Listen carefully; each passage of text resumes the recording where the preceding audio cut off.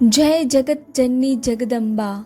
जब संसार की रचना नहीं हुई थी तब क्या था, ब्रह्मांड की उत्पत्ति कैसे हुई। चलो आज इसको विस्तार से सुनते हैं। शारदीय नवरात्रि के चौथे दिन माँ कुष्मांडा की पूजा होती है, पर माँ की कहानी हम क्या जानते हैं। चलो आज विस्तार से माँ के बारे में जानते हैं। माँ कुष्मांडा की कहानी ऐसे समय में शुरू होती है जब कुछ भी नहीं था। सारा ब्रह्मांड खाली था, जीवन का कोई निशान नहीं था और हर जगह अंधेरा अंधेरा, सिर्फ अंधेरा था। अचानक दिव्य प्रकाश की एक किरण प्रकट हुई जिसने धीरे धीरे सब कुछ रोशन कर दिया। प्रारंभ में यह दिव्य प्रकाश निराकार था और इसका कोई विशेष आकार नहीं था। जल्द ही इस दिव्य प्रकाश ने स्पष्ट आकार लेना शुरू कर दिया और आखिरकार इसने एक महिला का रूप ले लिया। यह दिव्य महिला ब्रह्मांड का पहला जीव माँ कुष्मांडा थी। ऐसा माना जाता है कि माँ कुष्मांडा अपनी मुख मुस्कान से इस ब्रह्मांड की रचना करने में सक्षम थी। उन्होंने इस छोटे से ब्रह्मांडीय अंडे का उत्पादन किया और उनकी मुस्कान ने अंधेरे पर कब्जा कर लिया। माँ कुष्मांडा ने इसे प्रकाश से बदल दिया और इस ब्रह्मांड को नया जीवन दिया। जल्द ही उन्होंने सूर्य, ग्रहों, सितारों और आकाश गंगाओं का निर्माण किया।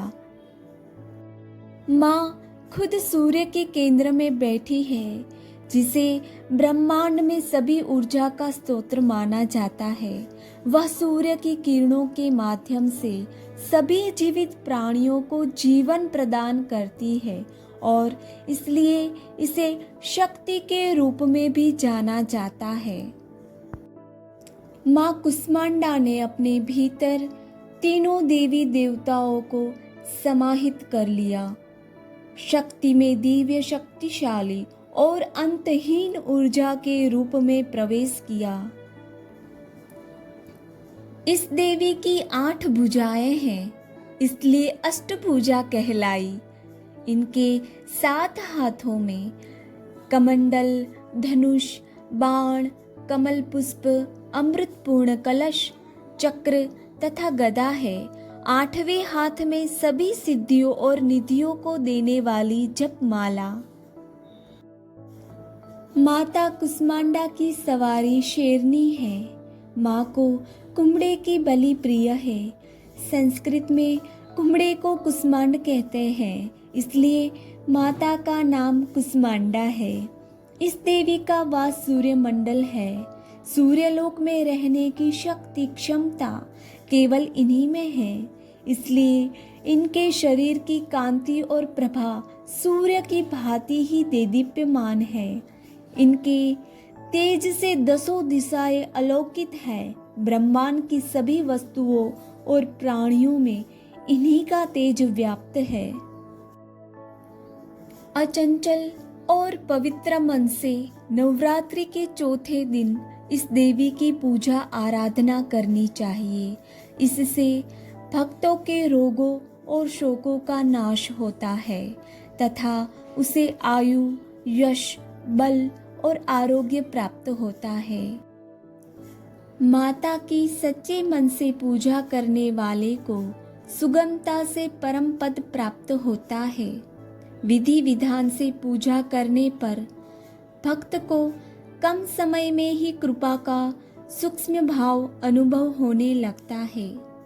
ये देवी व्याधियों से मुक्त करती है और उसे सुख, समृद्धि और उन्नति प्रदान करती है। अतः इस देवी की उपासना में भक्तों को सदैव तत्पर रहना चाहिए। शारदीय नवरात्रि के चौथे दिन माता को मालपुए का भोग लगाया जाता है। चीनी, दूध और आटे से बनी दूसरी मिठाई का भोग भी लगाया जाता है, पर कहा जाता है माता कुष्मांडा को मालपुए का भोग अति प्रिय है। ब्रह्मांड को उत्पन्न करने वाली माँ कुष्मांडा के चरणों में कोटि कोटि नमन, कोटि कोटि वंदन, कोटि कोटि प्रणाम है। माँ जगदम्बा सबका कल्याण करे, इसी ही प्रार्थना है।